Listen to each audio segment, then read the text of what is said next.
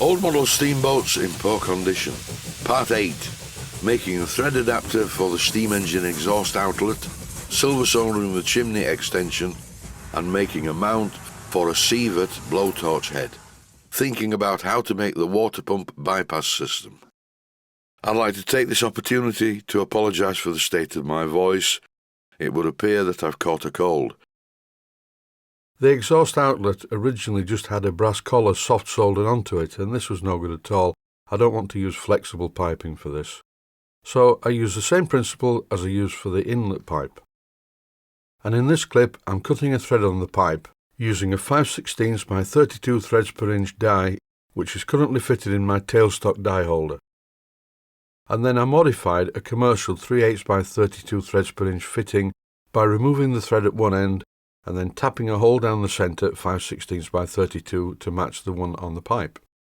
This is a larger fitting than the one on the steam inlet because it needs to be, it's the exhaust, and I'm going to use 1/4 inch diameter piping to get the steam out of the engine as quickly as possible after it's done its work.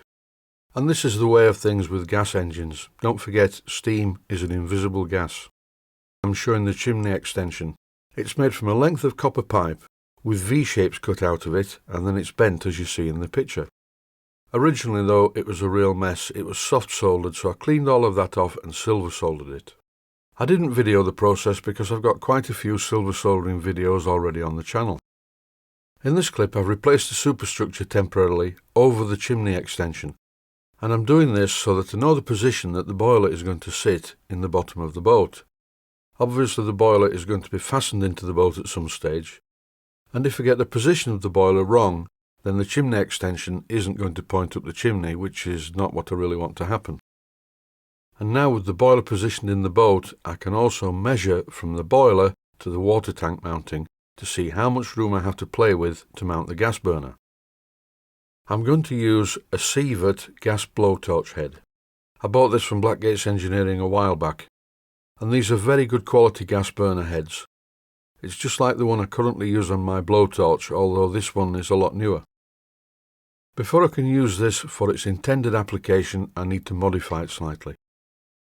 The hole that leads to the gas jet in the centre of the burner is just the right size to cut a thread, which is 5/16 by 32 threads per inch, and that's what you see me doing at the moment. Now I need to make a suitable mounting that doesn't extend the length of the burner very much. I need to be able to have some adjustment on the position of the burner to allow for optimum combustion. So this burner support with the integral gas inlet is going to have to be very compact. This calls for a bit of precision marking out using my precision marking out tool, which is a Sharpie felt tip pen. I just hold the burner head against a piece of metal and draw around it. Then it's over to the milling machine to cut the piece of metal to shape. I found this piece of metal block in a box in the workshop where I keep pieces of metal block, and if I remember rightly, this is a piece of alum bronze, which is not nice to machine, but luckily this cutter is a new cutter and it's cutting very well. But a part like this doesn't have to be alum bronze, nor is it a precision item, so the felt tip pen marks will be more than adequate to tell me when to stop using the milling cutter to machine off part of this block. On my milling machine, because it's not very rigid and it's not a very good machine, milling has to be done slowly, so I've speeded up this video to 400%. My milling machine is a Nairok, which, if you look at the word, is Korean spelt in reverse. I've had this milling machine since the 1980s and it wasn't new then, and over the years I've made quite a lot of good things on this machine, but the time is approaching when really I could do with a better one.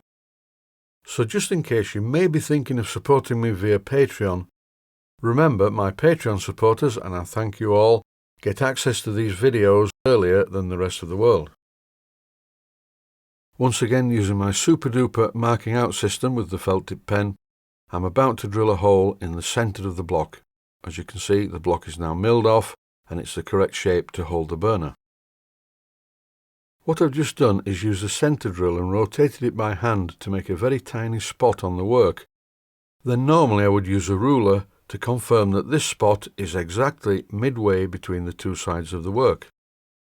This is not proper engineering anyway, it's just me in my home workshop showing beginners how to drill holes in bits of metal.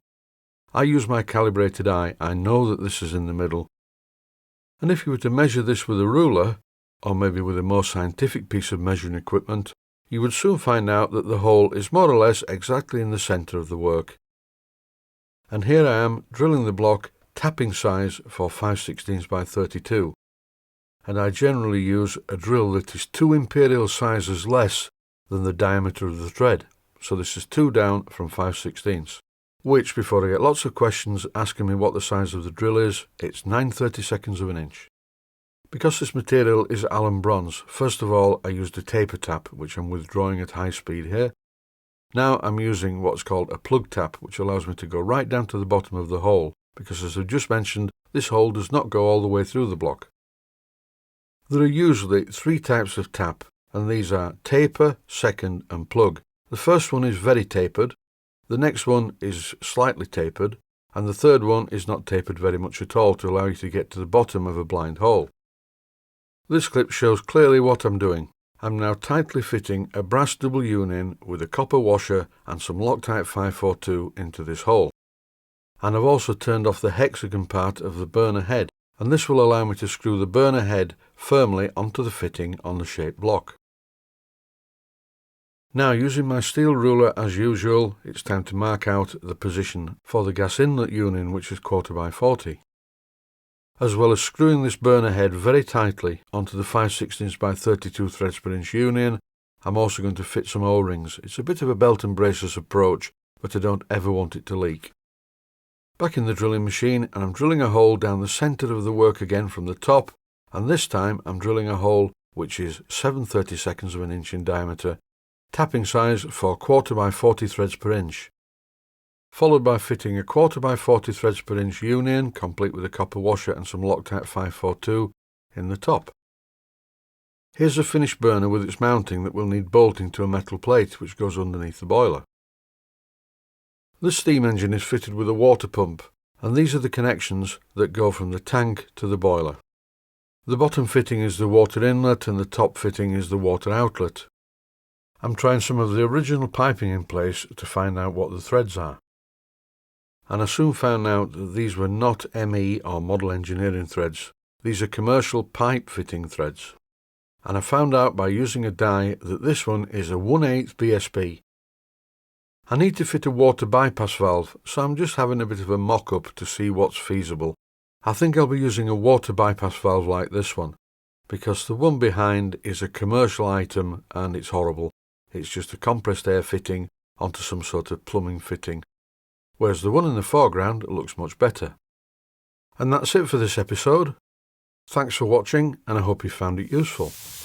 Please take the time to visit my Mainsteam Models website and click on the section of the website that says Video Playlists. And by doing that, you can find other videos that you may like to watch. And by using the playlists, you can actually watch the videos back to back.